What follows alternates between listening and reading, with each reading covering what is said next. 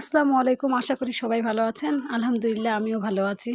আজকে একটু সকাল সকাল রান্নাটা বসাইছি, কেননা আজকে ভোট দিতে যাবো। এই আনন্দ মনের মধ্যে যে জীবনে প্রথম ভোট দিতে যাইতেছি, কেমন কি ওখানে না জানি কত কি দেখতে পামু, শুনতে পামু। এই যে একটা আবেগ, এই যে একটা অনুভূতি, এইটাকে মনের মধ্যে রেখেছি খুব আনন্দের সহিত, এবং কি যাইতে পারবো। খুব তাড়াতাড়ি চেষ্টা করতেছি, তা বেশি কিছু রান্না করতেছি না আমি। এই একটি মাছ দিয়ে একটু আলু ভাজি করার চেষ্টা করতেছি আর কি।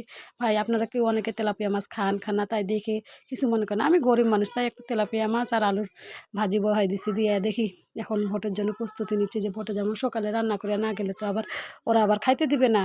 ওরা তো শুধু যারা স্টাফ আছে তাদেরই খাইতে দিবে, আমাকে তো, আমরা তো জনগণ, আমাকে তো খাইতে দিবে না। তাই এই জন্য একটু সুন্দর করে তাড়াতাড়ি একটু ভাজি বহাই দিছি, বহাই দিয়ে এখন ভোটের উদ্দেশ্যে রওনা দিব।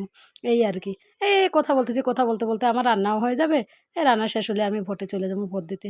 প্রথম ভোট দিতে যাচ্ছি, জানি না কে জিতবে।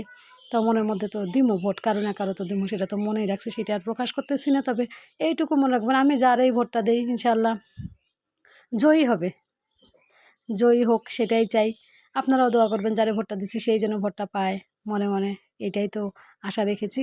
ভোট পাইলেও সে আমারে দেখবো না, না পাইলেও সে আমারে দেখবো না। আমি জনগণ ভাই, আমি একজন সাধারণ মানুষ। আমার ঘরে গিয়ে তারা দেখে, তারা হলো বড় লোক মানুষ, বড় বড় ব্যাপার, তাদেরকে দুয়ারে আমরা যায় কোনো লাভ নেই। তারা আমার ঘরে দেখে না, আমার ঘরে অতটা আমাদের কথা দামও দেয় না। তা কথা বলতে বলতে এই যে শেষ হয়ে যাচ্ছে আমার রান্নাটা কীভাবে করলাম দেখে তো অবশ্যই নিলেন।